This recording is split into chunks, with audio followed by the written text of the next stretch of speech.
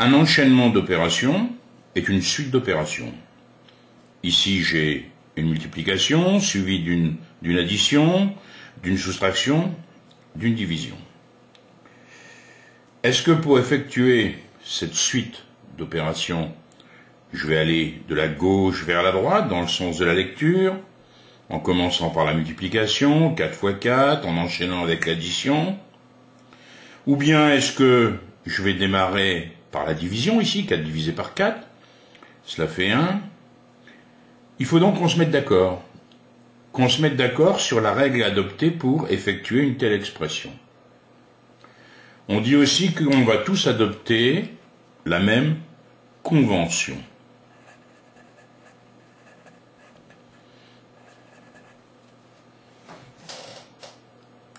Suivant le genre d'expression, nous allons avoir différentes conventions. J'ai ici une expression qui ne comprend que des soustractions et des additions. 16, moins 8, plus 22, moins 9, plus 4. Eh bien, si je montre cette expression dans une calculatrice, je m'aperçois que la calculatrice va effectuer progressivement les calculs de la gauche vers la droite, dans le sens de la lecture. On fera d'abord 16 moins 8, ce qui me fait 8, plus 22, moins 9, plus 4. Ensuite, 8 plus 22, ce qui me fera 30, moins 9, plus 4. Je continue toujours de la gauche vers la droite. 30 moins 9, 21, plus 4. Et j'obtiens 25. Donc si une expression, si une suite d'opérations ne comprend que des additions et des soustractions, je vais progressivement de la gauche vers la droite. J'ai maintenant une expression avec des multiplications, des additions, une addition et une soustraction. Ainsi qu'ici, 12 divisé par 4, une division. Bien dans ce genre d'expression où j'ai en même temps des additions, des soustractions, des multiplications, des divisions, les multiplications et les divisions sont prioritaires. Je commence toujours par les multiplications et les divisions. Alors, dans l'expression qui est proposée, j'ai donc 3 calculs à faire d'abord. 6 fois 7, 42. Plus 5 fois 4, 20. Moins 12 divisé par 4, 3. Et là, je me retrouve dans une situation où j'ai plus que des additions et des soustractions. Donc, j'applique la convention qu'on avait précédemment. 42 plus 20, 62. Moins 3. Ce qui me fait 59. La multiplication et la division sont toujours prioritaires.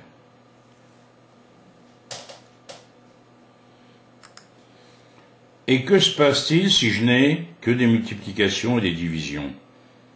Eh bien, comme on l'avait fait dans le premier cas, je vais effectuer les calculs progressivement de la gauche vers la droite.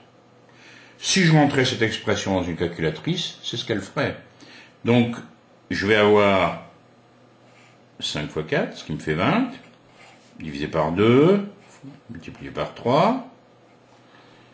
Je continue de la gauche vers la droite, 20 divisé par 2, 10, multiplié par 3, cela me donne 30. Quand il n'y a que des multiplications et des divisions, je vais progressivement de la gauche vers la droite. Voilà une expression un peu plus compliquée. J'y trouve aussi des calculs entre parenthèses. Mettre des parenthèses, c'est finalement regrouper un calcul. Ici, dans ce groupe, ici, j'ai 8,7 moins 6. J'ai une soustraction. Dans ce groupe, ici, 6,2 moins 5, j'ai une soustraction. Et puis, comme je voulais encore faire ici un grand groupe, j'ai utilisé des crochets. Ça a exactement la même utilité que les parenthèses, Mais pour bien les distinguer, on préfère mettre des crochets si on a déjà utilisé des parenthèses. Alors quelle est la règle? On commence toujours par les calculs entre parenthèses, c'est pour ça justement qu'on a utilisé des parenthèses. Et s'il y a plusieurs sortes de parenthèses, on commence par les parenthèses qui sont les plus à l'intérieur, qui sont les plus emboîtées. Donc ici, je vais commencer par ce calcul, et ici, c'est celui qui est le plus à l'intérieur, je commence par ce calcul. Donc j'obtiens 2,7 fois 5, plus, bien ici il faut que je recopie le crochet. Bon, mais comme j'ai cette parenthèse qui va disparaître, j'utilise à nouveau une parenthèse. Ça me fait 19, moins 6,2 moins 5, 1,2. J'ai un calcul où je trouve encore un calcul entre parenthèses. Ici, une expression avec un calcul entre parenthèses. Je vais donc d'abord effectuer ce qui est dans la parenthèse. J'ai 2,7 fois 5, plus 19 moins 1,2, ça me fait 17,8. Ensuite, j'ai une multiplication. J'ai ici une addition. Je sais que la multiplication est toujours prioritaire. J'obtiens 13,5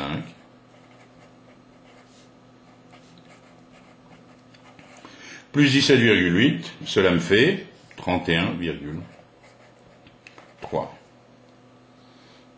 Je commence toujours par les calculs dans les parenthèses les plus intérieures.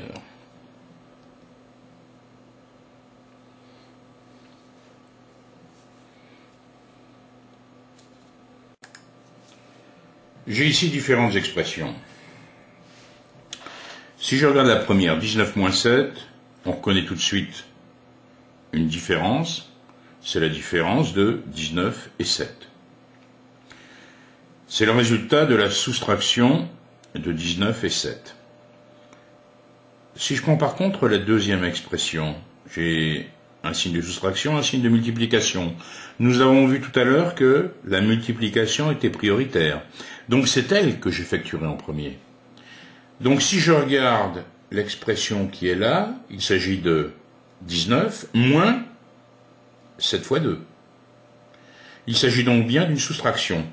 Nous avons là la différence de 19 et du produit de 7 par 2.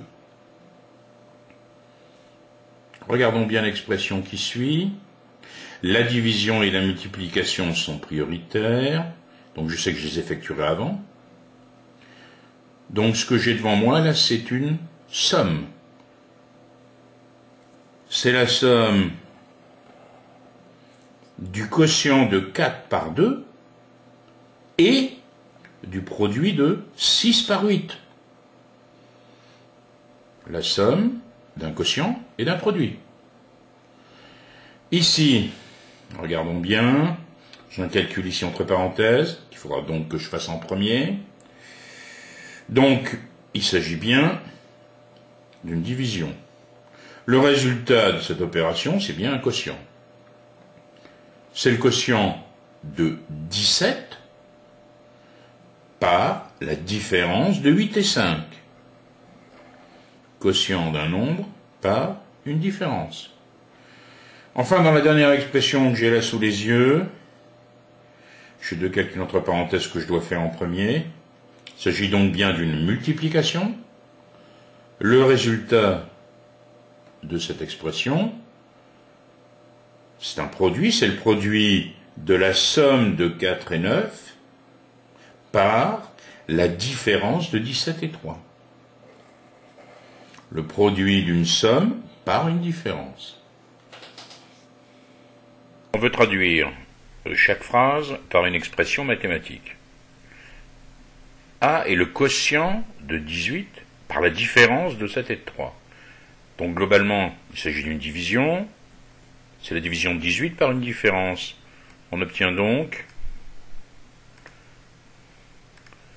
18 divisé par 7 moins 3, que je peux écrire aussi plus élégamment sous forme fractionnaire, 18 sur 7 moins 3. Il s'agit bien d'une division. Deuxième expression, B est la somme du produit de 9 par 7 et de 11. Donc, il s'agit globalement d'une addition. J'ai une addition avec un terme qui est un produit et un terme qui est un nombre. 9 fois 7 plus 11. Ici, je n'ai pas besoin de mettre de parenthèse, puisque je sais que la multiplication est prioritaire.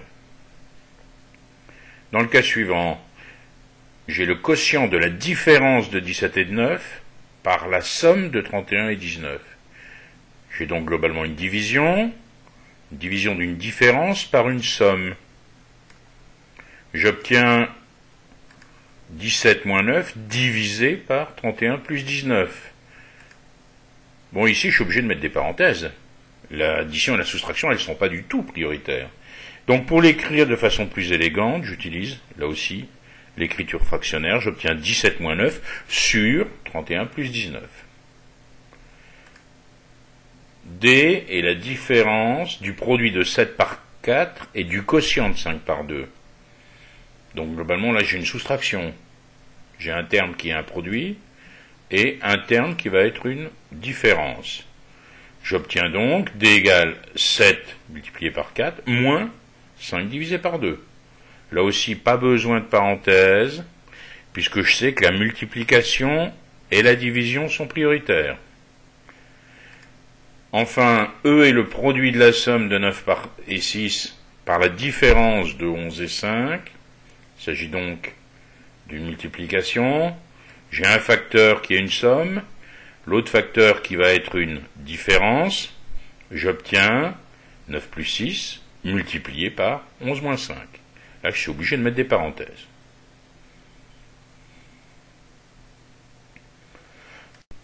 On va maintenant faire l'exercice inverse. On a une suite d'opérations, il s'agit de traduire la situation ou l'expression par une phrase. Dans le premier cas, j'ai 6 multiplié par 4 moins 3. Je sais que j'ai affaire à une multiplication ici, puis une soustraction, et je sais que la multiplication est prioritaire. Donc globalement, il s'agit d'une soustraction. C'est la différence d'un produit et d'un nombre. On a donc la différence du produit de 6 par 4 et de 3. Dans le cas suivant, j'ai 10 multiplié par 7 plus 2 fois 5.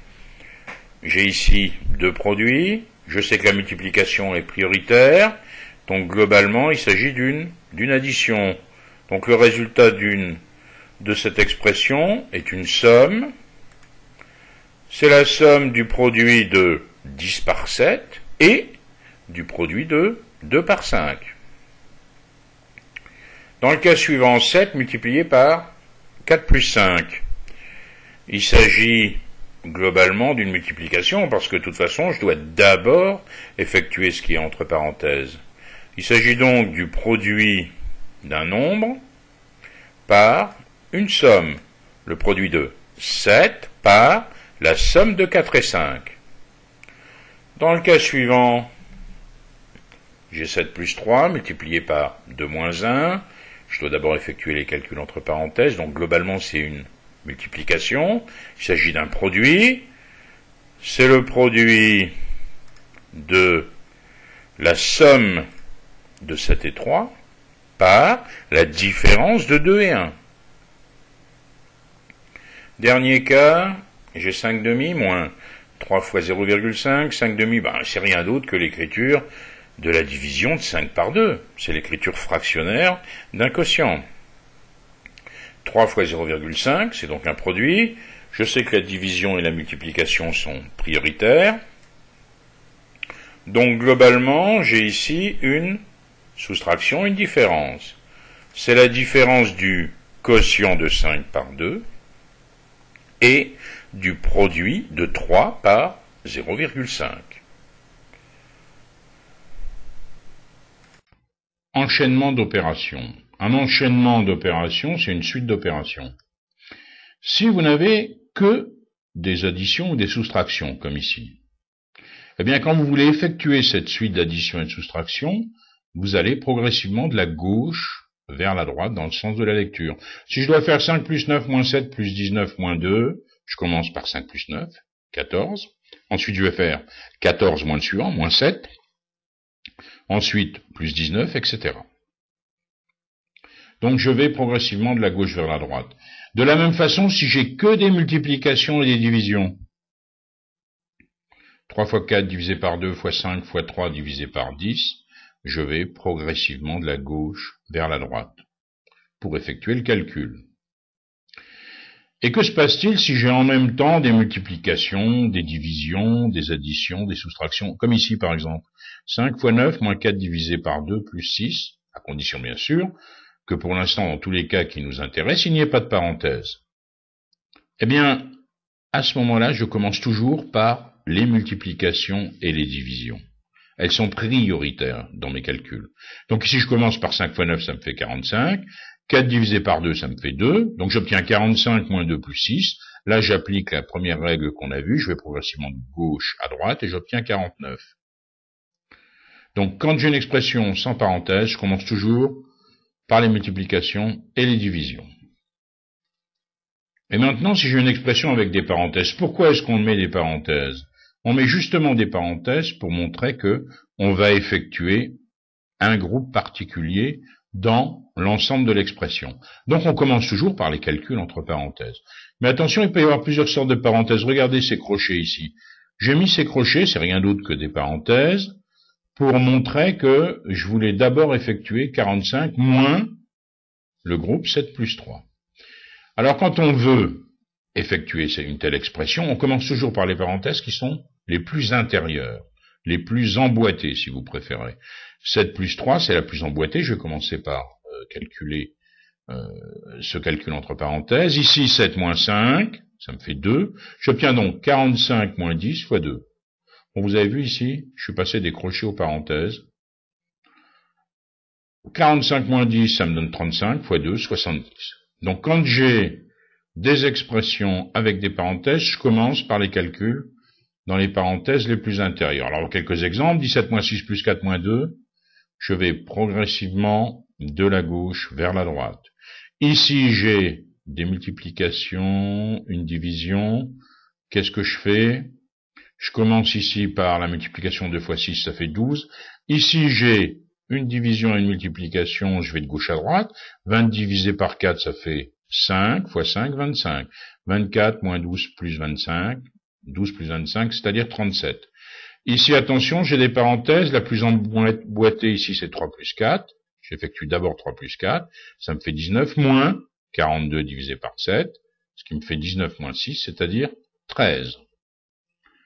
Il est intéressant de remarquer que on peut simplifier parfois l'écriture d'une expression en utilisant notre écriture fractionnaire.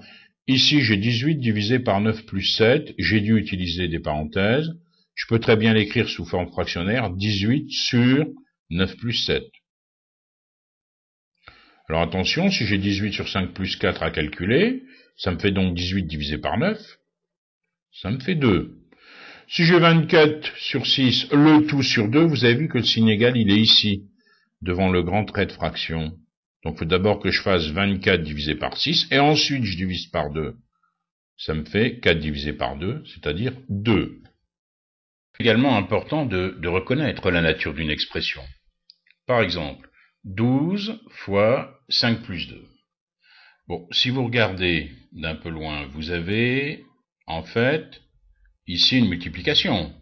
Vous multipliez 12 par la somme de 5 et 2. En effet, la dernière opération que vous allez faire, c'est bien une multiplication ici. Donc 12 fois 5 plus 2, c'est le produit de 12 par la somme de 5 et 2. Bon, attention, 7 moins 3, entre parenthèses, divisé par 2. Donc j'ai un groupe ici, 7 moins 3, divisé par 2. Donc globalement, ce que je suis en train de faire, c'est une division. Donc cette expression, c'est le quotient de la différence de 7 et 3 par 2. On a maintenant 5 fois 8 plus 12 sur 2. Bon, la multiplication et la division sont prioritaires. On a donc bien ici globalement une addition. On a l'addition de 5 fois 8 et de 12 sur 2. Donc c'est bien la somme du produit de 5 par 8 et du quotient de 12 par 2. Dans le dernier cas, 8 plus 5, entre parenthèses, moins 2 fois 3. Il s'agit bien là d'une soustraction. C'est la différence de la somme de 8 et 5 et du produit de 2 par 3.